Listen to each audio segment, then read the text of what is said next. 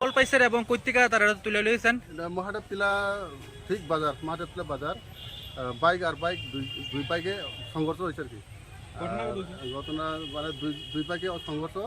একজন college student নাম হইল সুমিত দেবনাথ বাড়ি ওয়েস্ট জেবরি বয়স বয়স